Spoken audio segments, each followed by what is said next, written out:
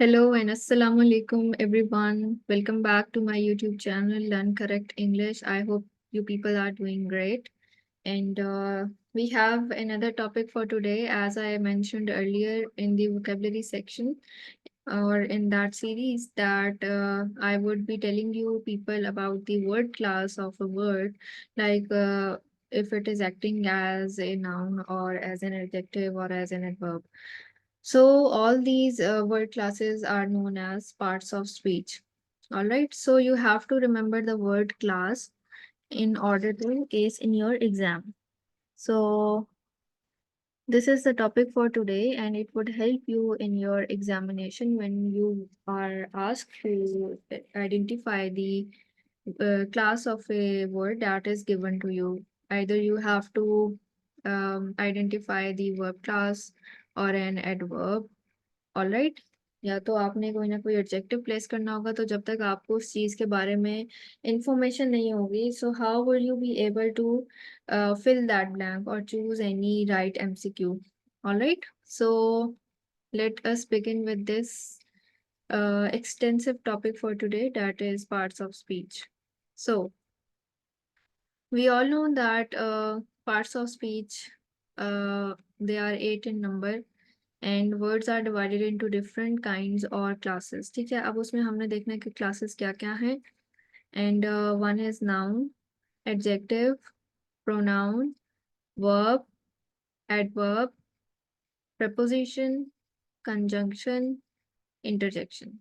So these are the basic 8 parts of speech which you have already learned in your school life, or you have revised these in your college life, or you would be practicing these in your university life.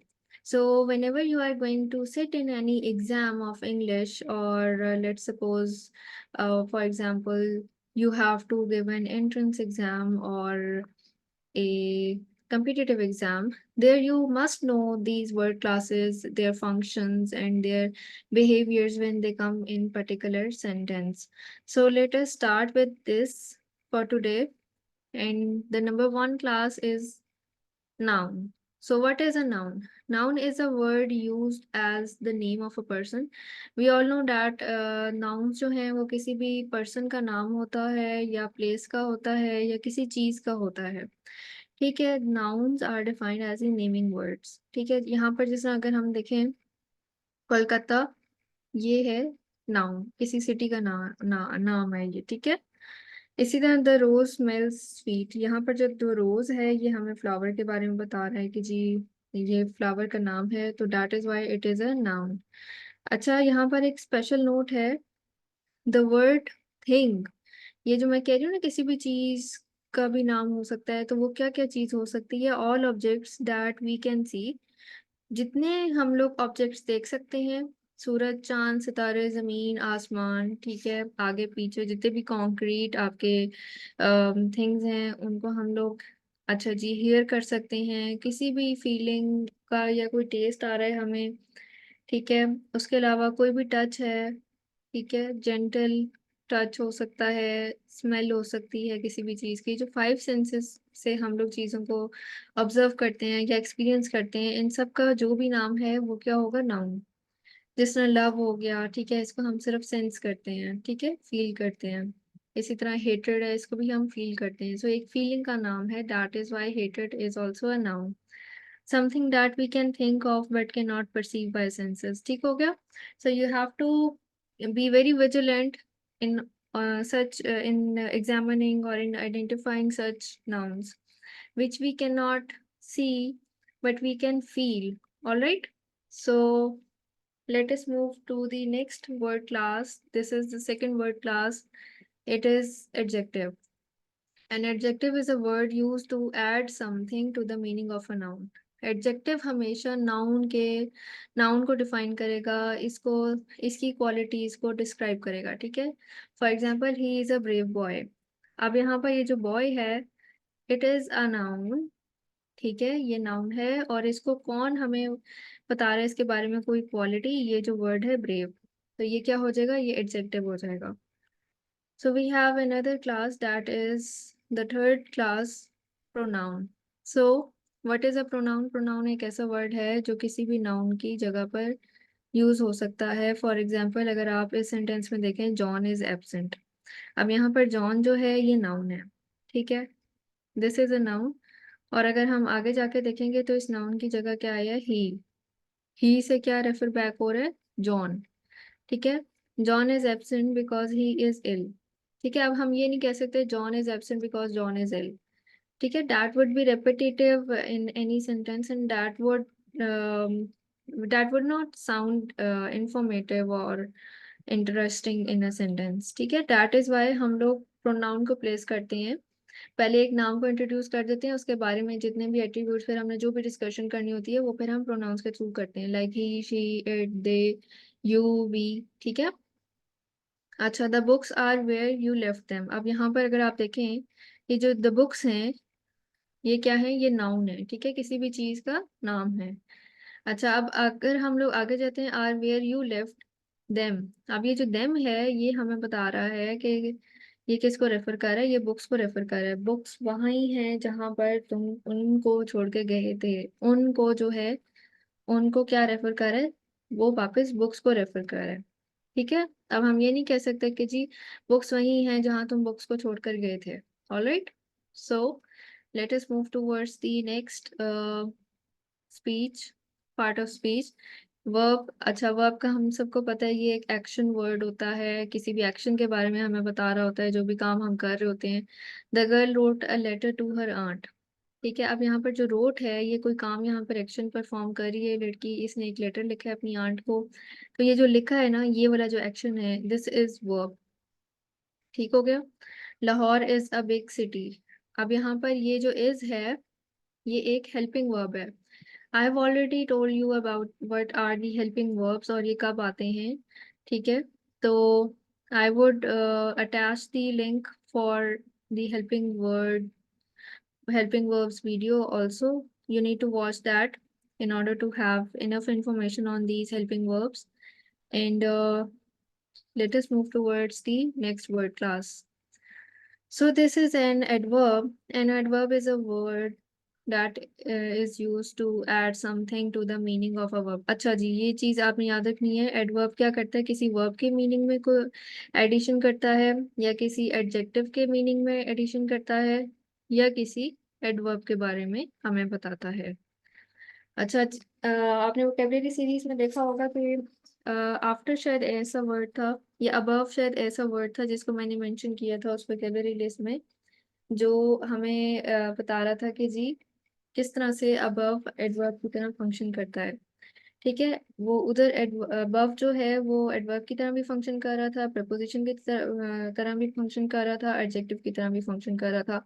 So you need to be very vigilant in order to identify the word class, in order to examine, or in order to find out the word class when such vocabulary words are used at different places. All right, इसीलिए मैंने साथ साथ आपको ये word classes की एक marathon series, मैंने कहा कि आपको एक लेक्चर में आपको डिलीवर कर दूं, ताकि आपको वोकेबलरी वर्ड्स में जब मैंने साथ वो लिखा हुआ है कि जी ये चीज़ डिटर्मिनर है, ये नाउन है, या ये वर्ब है, एडजेक्टिव है, तो आपको मुश्किल ना हो। आपको बेसिक उसकी फाउंडेशन बताओ कि why that word is acting as an adverb over there. So let us see the example of adverbs. He worked the sum quickly. ठीक हो गया, अब यहाँ पर वो बता रहे हैं कि उसने कोई काम किस तरह से किया। अब यहाँ पर ये जो वर्कड है, उसने कैसे काम कोई किया? क्विकली, जल्दी जल्दी उसने वो काम किया। यहाँ पर इसने किसको मॉडिफाई किया? वर्ब को। ठीक है, ये जो वर्कड है इसको हमें बताया कि ये उसने काम जल्दी किया है, स्लो किया है, या आराम आराम से किया, या इनकंसिस्टेंटली किया। ठीक है, तो यहाँ पर वर्ब को उसने आइडेंटिफाई किया। The flower is very beautiful. अब यहाँ पर ब्यूटीफुल अगर आप देखें तो ये एक एडजेक्टिव है, और इसके पीछे हमने वेरी लगा दिया है जो एक एडवर्ब है। ठीक है, तो यहाँ पर इसने किसको मॉडिफाई किया? इसने मॉडिफाई किया एडजेक्टिव को। ठीक हो गया। आप देख रहे हैं कहाँ कहाँ प्लेसमेंट्स आ रही हैं एडवर्ब की, और कैसे वो वर्ब को किसी जगह पर मॉडिफाई कर रहा है, किसी जगह पर वो एडजेक्टिव को मॉडिफाई कर रहा है। अच्छा, अब अगर हम यहाँ पर देखें तो ये एक और एडवर्ब को मॉडिफाई कर रहा होगा। She pronounce the word quite correctly. अगर आप करेक्टली को देखें तो ये तो एडवर्ब है, ठीक है, और इसके पीछे हमने क्वाइट लगा दिया, मतलब उसने वर्ड को काफी अच्छे अंदाज में प्रोनाउंस किया। सो उसने एक एडवर्ब के अंदर और मीनिंग को ऐड कर दिया क्वाइट लगा के। ठीक हो गया। सो these are the basic functions of adverb. So we have another word class, that is preposition. A preposition is a word used with a noun. ये एक noun के साथ यूज होता है preposition, या pronoun के साथ यूज होता है। अभी मैंने आपको पहले बताया ना कि नाउन की जगह आप प्रोनाउन लिख सकते हैं, ताकि किसी बंदे का नाम आप बार बार रिपीट ना करें। एक सेंटेंस में रिपीटिशन को आप निगेट करने के लिए उधर प्रोनाउन यूज कर सकते हैं। अच्छा, अब हम क्यों प्रेपोजिशन को यूज करते हैं एक नाउन और प्रोनाउन के साथ? To show how the person or thing denoted by noun or pronoun stands in relation to something else. हाँ, अब एक नाउन है, प्रोनाउन है, उसके रिलेशन में एक ही सेंटेंस में एक और बात भी डिस्कस हो रही होगी। सो उन दोनों का रिलेशन आपस में मेंटेन करने के लिए हम लोग बीच में प्रपोजिशन लगा देंगे। ठीक है। और ये हमें मूवमेंट के बारे में बताती है, किसी नाउन की जो प्लेसमेंट है उसके बारे में बताती है। ठीक है। There is a cow in the garden. अब ये बता रहे हैं कि ये जो काउ है ये कहाँ पर है। यहाँ पर अब आप देखें, ये नाउन के साथ हमने प्रपोजिशन यूज किया इन। वो गार्डन के अंदर है काउ। ठीक है। यहाँ पर तो वो बता रहा है कि जी वो उसकी प्लेसमेंट कहाँ है उस काउ की, गार्डन में कहाँ पर है, उसके अंदर है, गार्डन के बाहर नहीं है। That is why we have placed the preposition over here in. She is fond of music. अच्छा, अब अगर आप यहाँ पर देखें तो यहाँ पर ये जो हमने ऑफ लगाया है, it is acting as as a binding factor, जो हमें बता रहा है कि ये वाली जो द गर्ल है, इसको म्यूजिक पसंद है। तो हमने किससे रिलेट किया? ऑफ लगा के। ठीक हो गया। सो अब हमने अगली देखनी है वर्ड क्लास, वो क्या है? That is conjunction. A conjunction is a word used to join words or sentences. ठीक है। conjunction ऐसा वर्ड होता है जो टू sentences को आपस में join कर देता है, और इसको हम और ज़्यादा एक्सप्लोर करेंगे आगे जब हम सिंपल, कंपाउंड और कंपाउंड कॉम्प्लेक्स सेंटेंसेस को डील करेंगे। सो यहाँ पर अगर आप देखें 2 and 2 make 4, यहाँ पर ये जो बीच में एंड लगाया है, ये क्या बता रहा है कि हमने दो वर्ड्स को ज्वाइन किया, एक ये वाला टू और एक ये वाला to.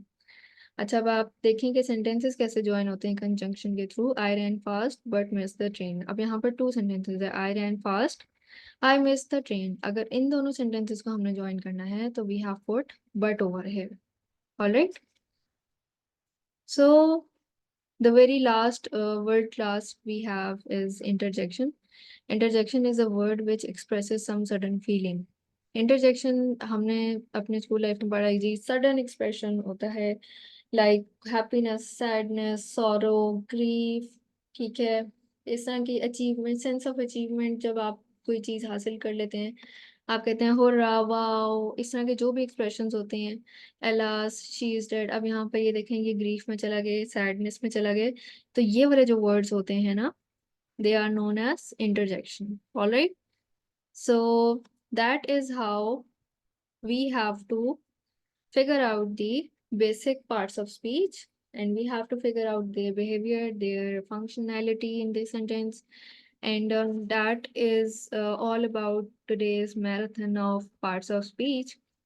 I hope you people have learned, or you people may learn from this lecture, all these parts of speech, and they would be on your fingertips. So keep on liking, keep on subscribing, and thanks for your love. Learn correct English.